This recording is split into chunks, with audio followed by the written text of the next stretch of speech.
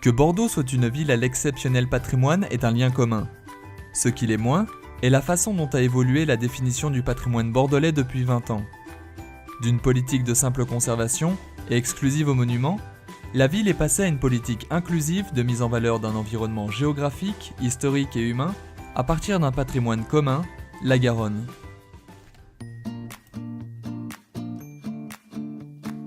Bordeaux doit sa naissance à la Garonne et elle a dû longtemps sa prospérité à son port. Sa richesse passée, jointe au fait qu'elle a toujours été épargnée par les guerres, explique la permanence de tracés urbains remarquables et d'une architecture homogène et harmonieuse.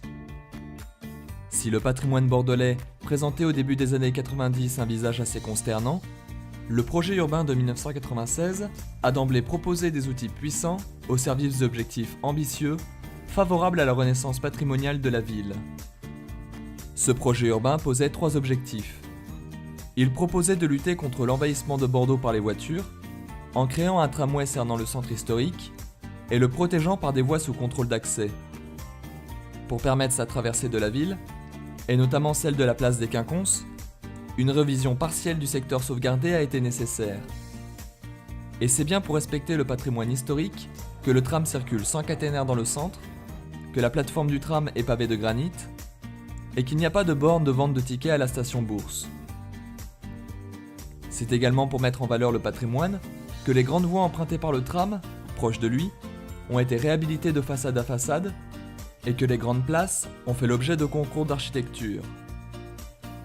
Le deuxième objectif visait la création d'un nouvel axe de développement nord-sud allant de la gare au lac en passant par les quais. En supprimant plus de 2 fils de circulation sur les quais, en éloignant de plus de 20 mètres les voies circulées des façades, l'aménagement des quais est aussi une mesure de premier ordre dans la protection et la mise en valeur du patrimoine. Mais la mise en valeur la plus spectaculaire a été celle de la Garonne elle-même et de la rive droite. Le troisième objectif du projet urbain de 96 portait sur les patrimoines de Bordeaux avec une philosophie de base simple. Conserver plutôt que démolir. C'est ce qui a sauvé bon nombre d'écoles Jules Ferry à Bordeaux. Tous les patrimoines étaient concernés. Religieux bien sûr, mais également sportifs, scolaires, militaires, sans oublier le patrimoine non bâti, les espaces publics, les parcs et les jardins. Dès 1997, le programme patrimonial bordelais signé avec l'État permet de lancer la première campagne de ravalement, qui sera suivie par 3 autres, de démarrer un vaste programme de mise en valeur des petites places, de repenser le mobilier urbain, et après élaboration d'un schéma directeur d'aménagement lumière, de mettre en œuvre les premières mises en lumière. Dès 2001, le tram et les quais, joint à un plan de circulation protégeant le centre de la circulation de transit, ont permis d'envisager un grand plan de réhabilitation du centre historique dans toutes ses composantes. Logement bien sûr, car près de 20% d'entre eux étaient alors vacants, mais également équipements de proximité, éclairage et espaces publics.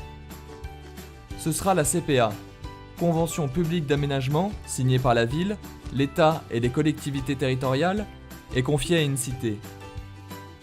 Le relais sera pris en 2011 avec le Programme national de requalification des quartiers anciens dégradés.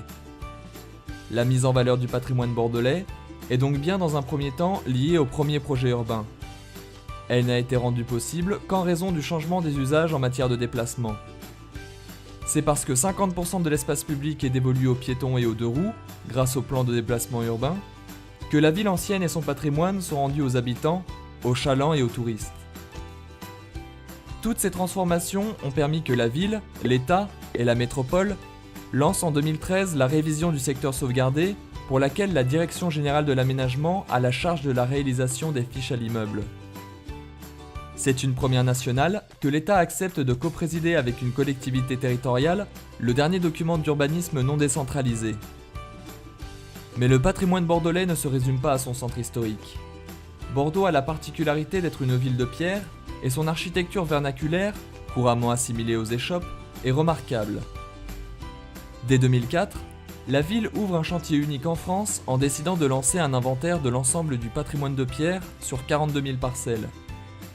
La mission de recensement du paysage architectural et urbain est alors créée. Son travail, mené par des architectes et des techniciens du patrimoine, permet à Bordeaux d'être la seule ville de France à disposer au plan local d'urbanisme d'un règlement à la parcelle pour la majeure partie du territoire communal. Ce travail s'achèvera en 2017.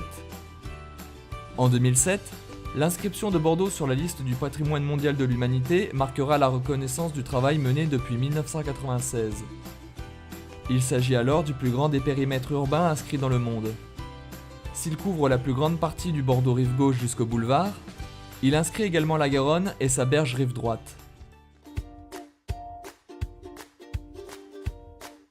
Le pont Chaban-Delmas, bien que présenté dans le dossier de candidature au patrimoine mondial, a suscité un très vaste débat au sein même des instances de l'UNESCO, et ce débat fut très fructueux dans ses conclusions. Du côté de la ville, la querelle avec l'UNESCO nous a permis de comprendre la nécessité d'une méthode en interne pour mieux juger de nos projets par rapport à ce que l'UNESCO nomme la valeur universelle et exceptionnelle. Ce sera la création du comité local UNESCO Bordeaux, instance indépendante réunissant des personnalités de la société civile qui voient en amont tous les projets importants de Bordeaux. Ces avis font l'objet de comptes rendus qui sont transmis à notre ambassadeur auprès de l'UNESCO, puis au comité du patrimoine mondial. Du côté de l'UNESCO et de son instance d'expertise, l'ICOMOS, le débat a permis de comprendre qu'il n'était pas possible de bloquer la croissance d'une ville pour des raisons patrimoniales ordinaires. D'où la recommandation votée par l'UNESCO en 2012 sur les paysages urbains historiques. Le pont Chaban-Delmas s'inscrit bien dans cette recommandation. Il ne doit pas être considéré en tant qu'objet, mais en tant qu'élément liant deux quartiers, tous deux respectueux de l'histoire et de la géographie, les bassins à flot et Brazza, et fixant une échelle à la construction de ces nouveaux territoires. La préparation du dossier de candidature à l'UNESCO, dès 2004, puis les débats avec celle-ci, ont amené naturellement à se reposer la question de la définition du patrimoine. Sans qu'il s'agisse d'une grande enquête officielle, la ville a organisé des débats affectant des formes très variées. Elle a lancé des études anthropologiques avec les habitants du centre historique, qui ont permis de cartographier les représentations mentales des paysages et des quartiers. Ce travail a alimenté les équipes d'urbanisme du PNR-CAD. Tous les 2 ans, la MIRPO organise des appels à idées patrimoine ouverts aux étudiants en architecture et aux architectes. Ces appels à idées ont porté jusqu'à présent sur les échoppes, les cœurs d'îlots, le grand paysage, les chais et en 2014, les toits. En 2012, Agora Biennale d'architecture, d'urbanisme et de design a spécialement abordé le patrimoine avec Marc Barani sous le titre Patrimoine, héritage, hérésie. Marc Barani est venu approfondir nos définitions du patrimoine. S'il a montré magistralement qu'il y avait une multitude de définitions du patrimoine dans le monde, il a également montré qu'en Occident, ce qui demeure des villes après des destructions massives n'est ni le bâtiment ni la parcelle, mais les tracés urbains.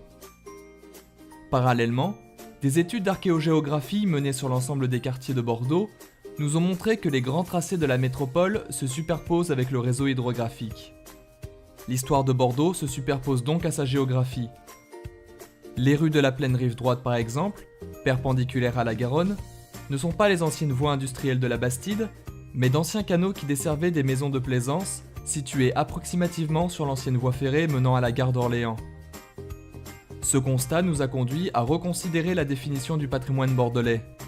Le patrimoine premier, le fleuve, son réseau hydrographique et les grands tracés qui le recouvrent. L'aménagement des quais, la création rive droite du parc aux Angéliques, la réalisation de 2 ponts nouveaux conduisent donc à dessiner une nouvelle image de Bordeaux, dont le centre cesse d'être la place Péberlan ou le Triangle, pour affecter la forme d'un grand espace vide de 300 hectares, allant de pont à pont, et composé de 200 hectares de Garonne et de 100 hectares de berges aménagées. Agrandi, restauré, aménagé, le centre de Bordeaux devient ainsi le centre de l'agglomération.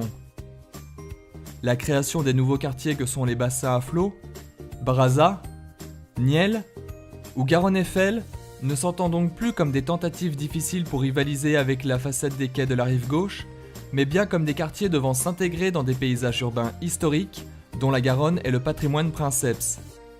Ce changement de perspective est cardinal pour l'avenir de Bordeaux. Notre époque a tendance à tout patrimonialiser. Or, il n'est pas possible de tout conserver. Aucune époque d'ailleurs ne l'a jamais fait. Pour le grand patrimoine, la définition d'Alexandre Mélicinos est opératoire. Le patrimoine est ce qui est rare, signifiant et non reproductibles. Mais Marc Barani a montré également lors d'Agora 2012 qu'il n'y avait pas de patrimoine sans histoire partagée et qu'il ne saurait y avoir de patrimoine sans projet pour le faire vivre.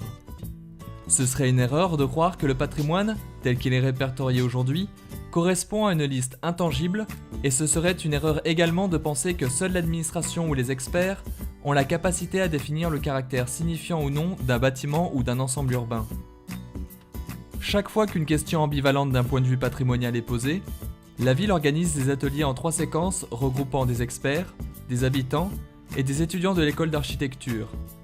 Ces ateliers ont permis de préserver et de faire émerger de nouveaux patrimoines. L'atelier Niel a permis de revenir sur la décision de démolir l'ancienne caserne pour laquelle les habitants ont exprimé de nombreux souhaits, notamment pour les magasins généraux. Ils sont aujourd'hui le siège de Darwin. Avec l'atelier Santé Navale, urbanistes, architectes puis habitants ont proposé unanimement une traversée piétonne de l'emprise foncière permettant de désenclaver la place d'Ormois et de créer un grand axe d'accès au fleuve.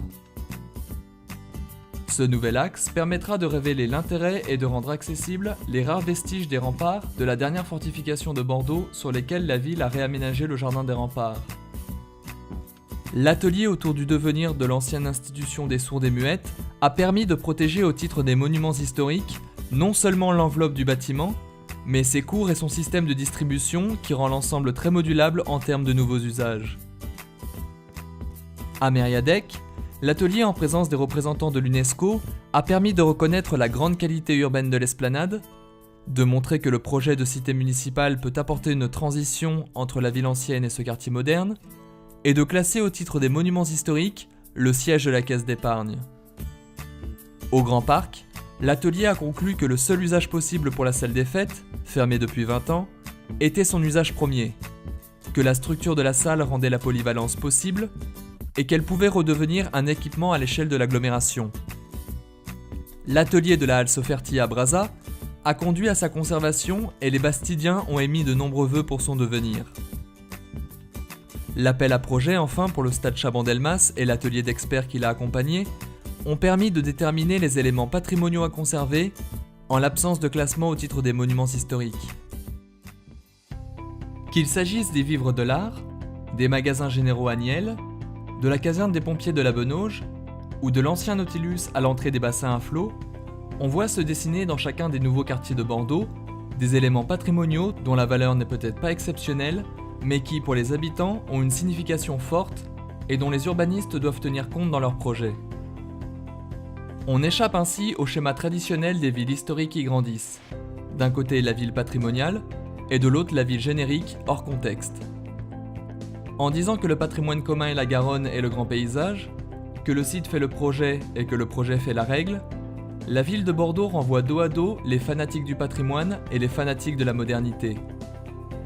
Elle tient compte de l'histoire, mais aussi des histoires des habitants et de l'image mentale qui est celle des Bordelais. L'entretien du patrimoine est coûteux, mais si ce dernier est ce qui est rare, signifiant et non reproductible, il mérite les soins qu'on lui prodigue. Le patrimoine du XXe siècle fait encore débat, et notamment celui de sa deuxième moitié. C'est au comité local UNESCO Bordeaux à éclairer les services de la ville en la matière. Aux architectes actuels ensuite à construire ce qui sera le patrimoine de demain. La mise en valeur du patrimoine bordelais et l'inscription de Bordeaux sur la liste du patrimoine de l'humanité sont de puissants vecteurs économiques. 6 millions de touristes visitent la ville chaque année. Si Bordeaux a développé un projet urbain dont le patrimoine au sens classique du terme était au centre, un autre projet urbain se dessine. Il est métropolitain et il doit avoir en son centre le patrimoine tel qu'il est défini aujourd'hui, à savoir la Garonne, les tracés hydrographiques, les Jalles et le grand paysage. Alors seront pour la première fois réunies les composantes historiques et géographiques qui feront la métropole de demain.